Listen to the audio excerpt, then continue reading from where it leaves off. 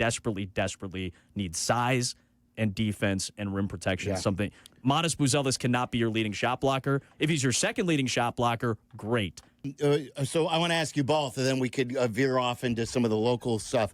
What did you guys make, Adam, I'll start with you, of the ending in Indy yesterday, and then with Haliburton's dad going onto the floor and approaching Giannis and disrespecting him? Giannis was so eloquent in his 3-minute press conference. We'll play that later, but what did you make? Because I'm pretty hot about it. I think John, Tyrese's dad, handled it very poorly, and then in the aftermath handled it correctly. He apologized. He said that was a mistake. He should not have done what he did. I respect Tyrese Haliburton for saying it right away in the post-game press conference, because easily you could say, well, that's my dad. Like, he could have talked smack about Giannis there. He didn't. I thought he said what he should have said in that moment. And I thought, as you used the right word for Giannis, I thought it was very eloquent the way he talked about it. Like, hey, if I've won a championship, I know how to be humble in victory.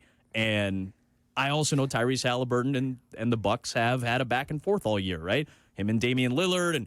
And Haliburton, I do think, comes from a place of respect. He says he loves Damian Lillard. It's one of his favorite players. He wears the same number as he does and leans into not a villain role, but like he takes pleasure in beating an opposing team. Like, I have no issue with that. Kind of like Ant does that, too. Ant does, too. And you can't say, well, Anthony Edwards is the face of the league, and then turn around at Tyrese Haliburton and say, well, he's not doing it right.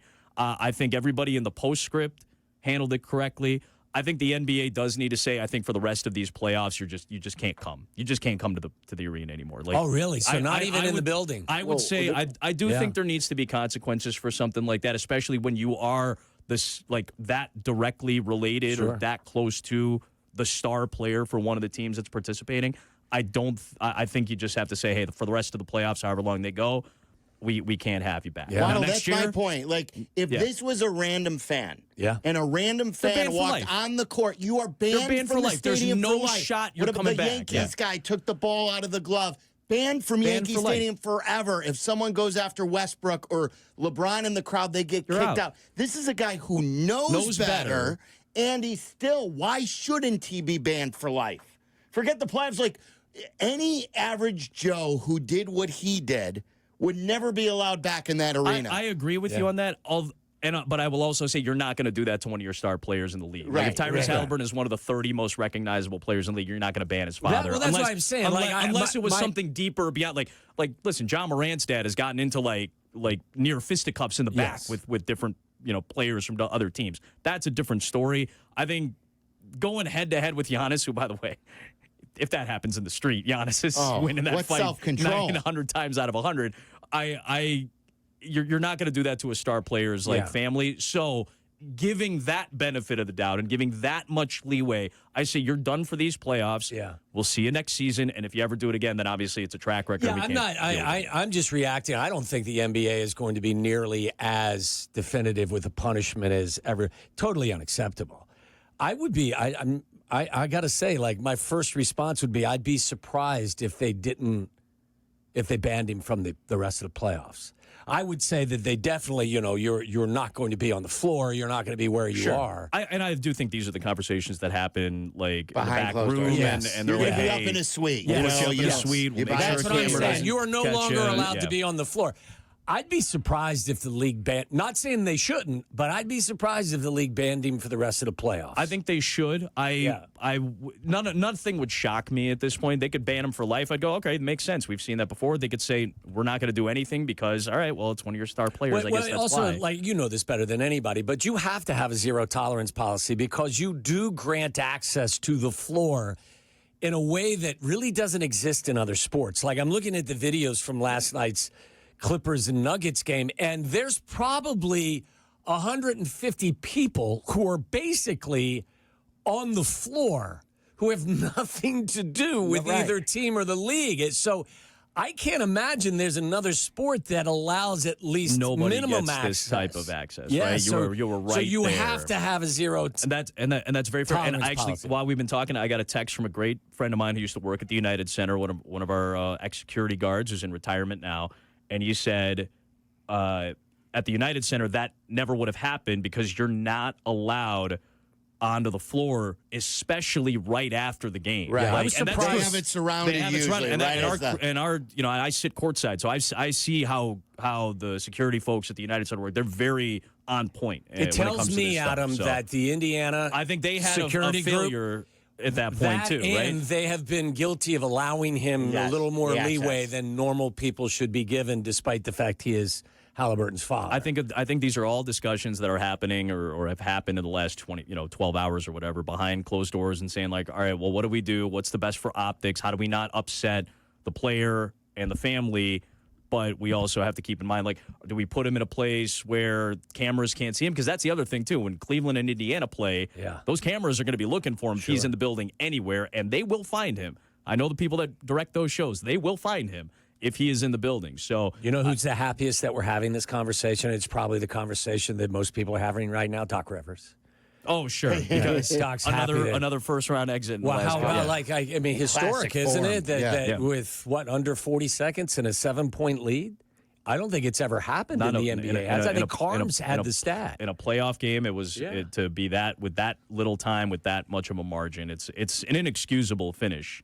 The turnover, and I do feel bad for Gary Trent. I think he's a great player. He's been a thorn in the side of the Bulls on multiple teams, had a great overtime, and that's just a bad turnover. But defense, between the 3 blow-bys that they gave up in those final moments between regulation and overtime, for a team that 4 years ago when they won a title, we were like, this is one of the better defensive teams that we've seen in And it was 5 Giannis years. that got blown by twice, right? And Giannis got beat twice. Yeah. So, like, that's unacceptable for them. And, yeah, Doc Rivers has a lot to answer for. But I agree. Very happy. I think the Cavs are happy that this is the conversation, too, because the number 1 team of the East is like, all right, well, these guys are worried about all this stuff. Yeah. Let's focus on trying to get another sweep. Adam Amin's in our studio. All right, let me put you on the spot. You may not like this. Oh, boy. What is the greater chance of happening in early fall in Chicago 2025 with the Bulls?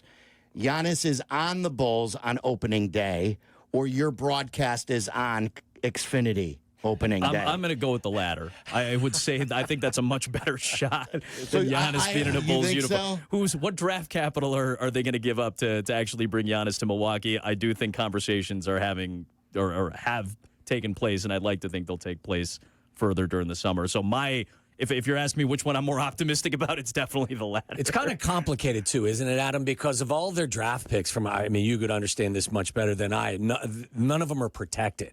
So, like, not only they would either want players or they would want a bevy of draft picks to rebuild their roster. And who's got that to offer?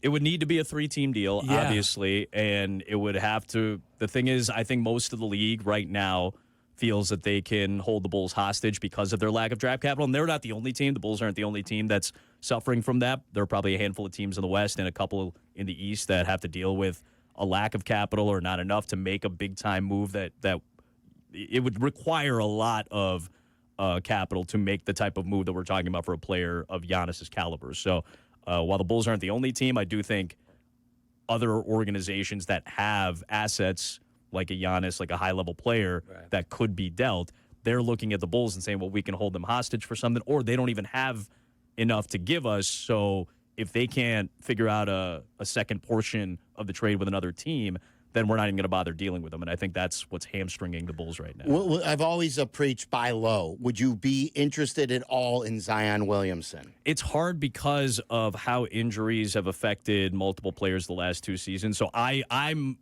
would be a little gun shy if I were sitting in that room going, well, I would love to have a player that I don't have to put a lot into in terms of money to try to get over here, or I may not have to give up a whole lot because New Orleans would probably be willing to give him up for relatively low figures or relatively low capital.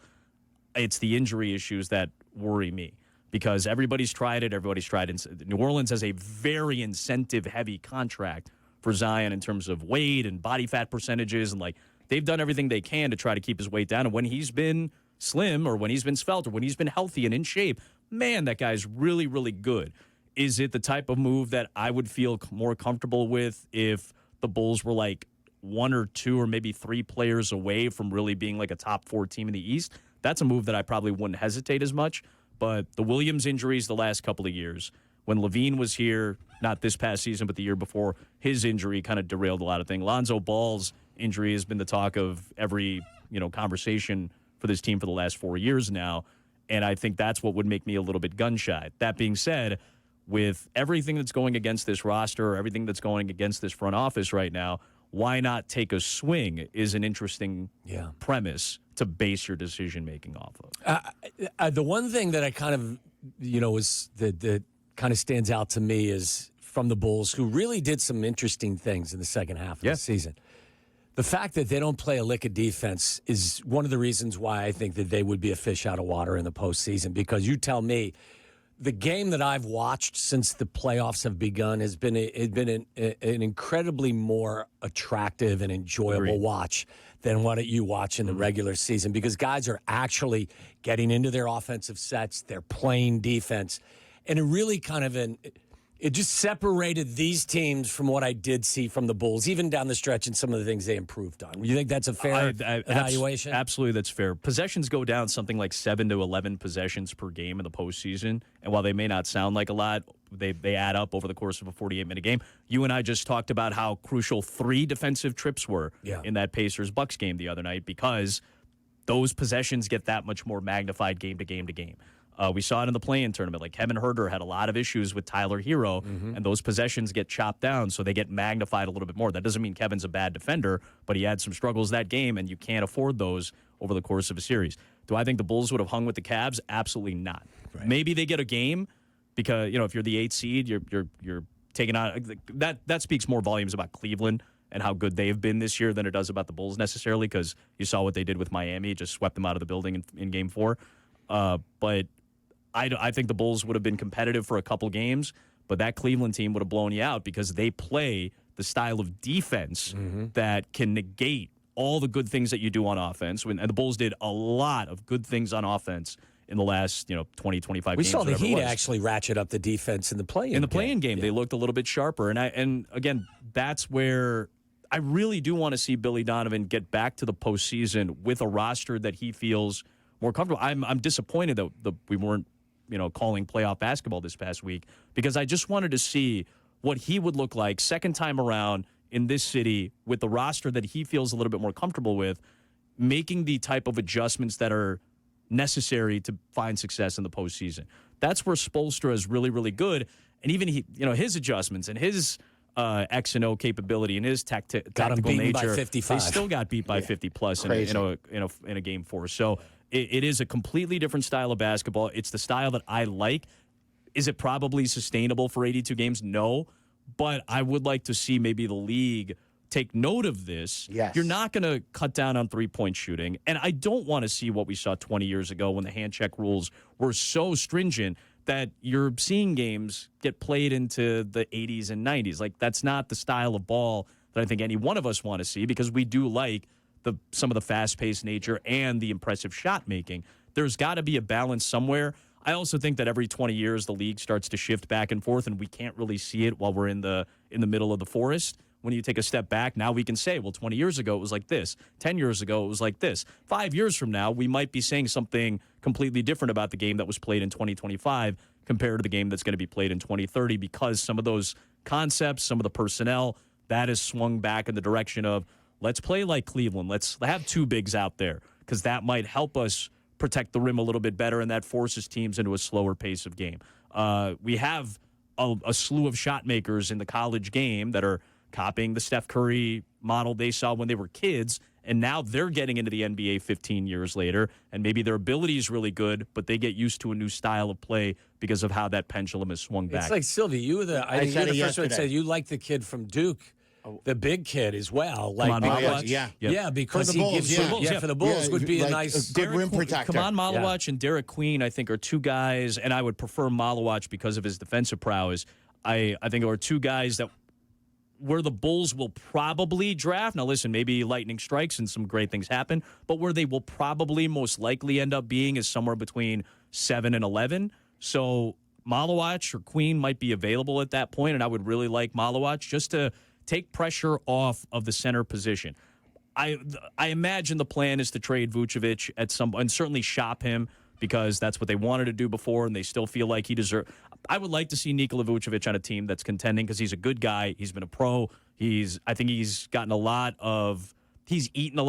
had to swallow a lot of pride through different iterations of this roster. Yeah. He may not have always been the main problem, but often got tagged as a main problem sometimes.